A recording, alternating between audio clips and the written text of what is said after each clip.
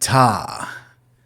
So today I want to talk about tracking numbers and the easiest way to get set up with tracking your leads and tracking estimates and conversions and doing all that, but in the easiest way possible, because I think a lot of business owners, especially in the service area, they don't feel like they have a lot of time, but I think this is well worth the time to have these numbers because it helps you generally see your business, see where you're doing well, see where you can improve, and really grow.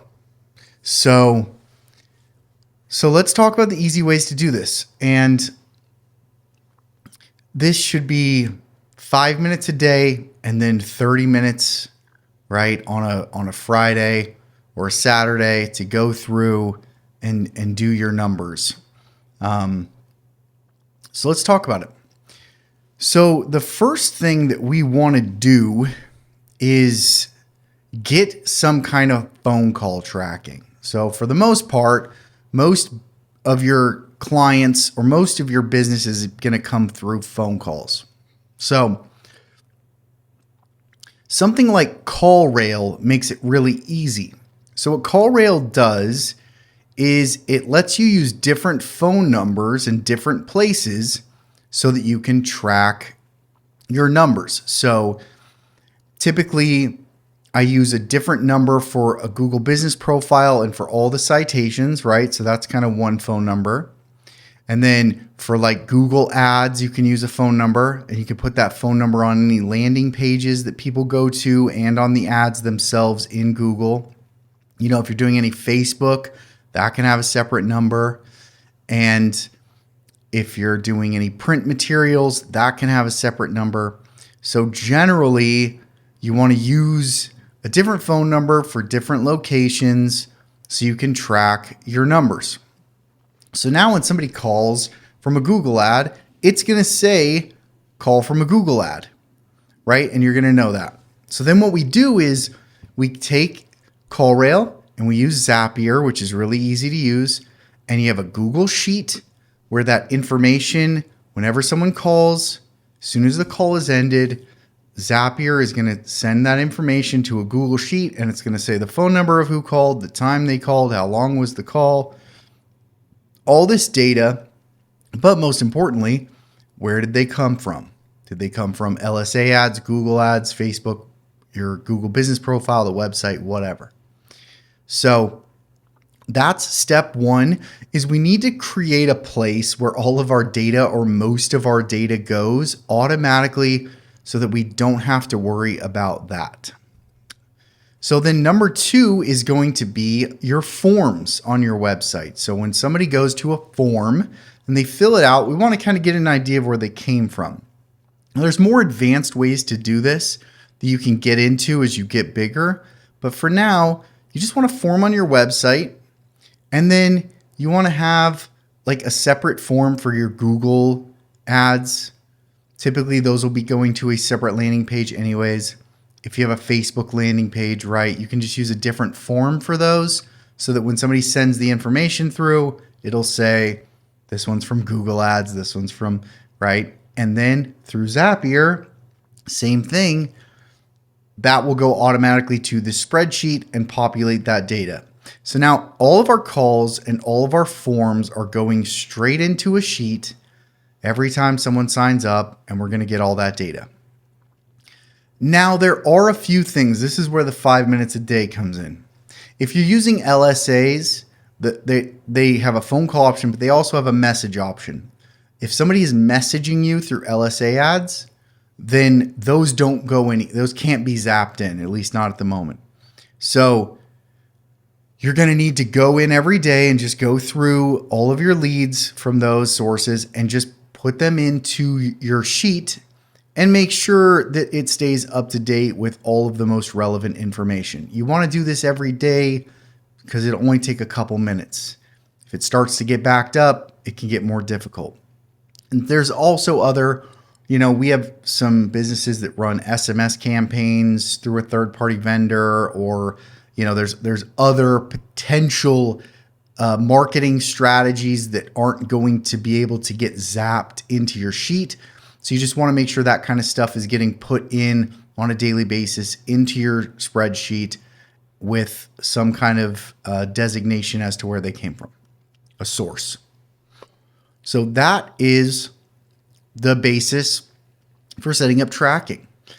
And now you're in a position where you're getting all of your numbers every day.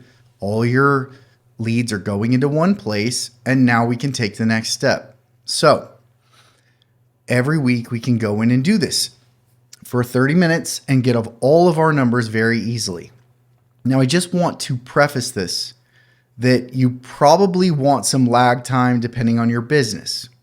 You know, with a lot of businesses I work with in the roofing, plumbing, HVAC, all that, typically a customer is going to take around 3 weeks to make a decision, or that's pretty well the average, so that we know by basically week 4, the majority of people who are going to close will have closed. So you kind of want to find that sweet spot for your business where it's not too far away that you're kind of, it's not even relevant anymore, but it's also not too close to the date of today that not enough people who are going to close have closed.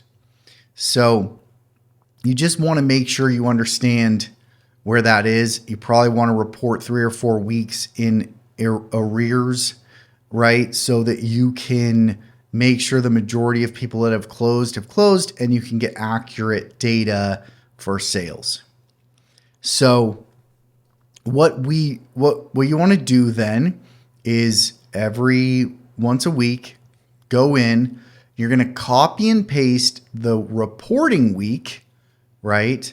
The dates from the reporting week into a spreadsheet. So I'll typically go in, here's my reports.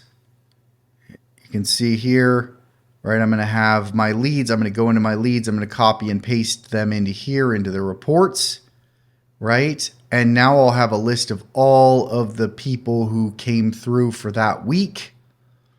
And I can go through them based on I can see their source, where they came from, and all that information will be in here. But I can go through and I can basically put in how many leads we got, how many estimates, how many sales, how much opportunity, meaning out of all of the people who got estimates, how much was the total of everyone that got estimates, total revenue, right? How much actual closed sales.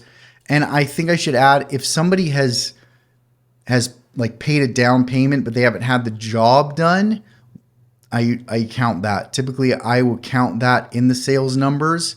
You just want to get a rough idea of how much you're gonna make for this week, right?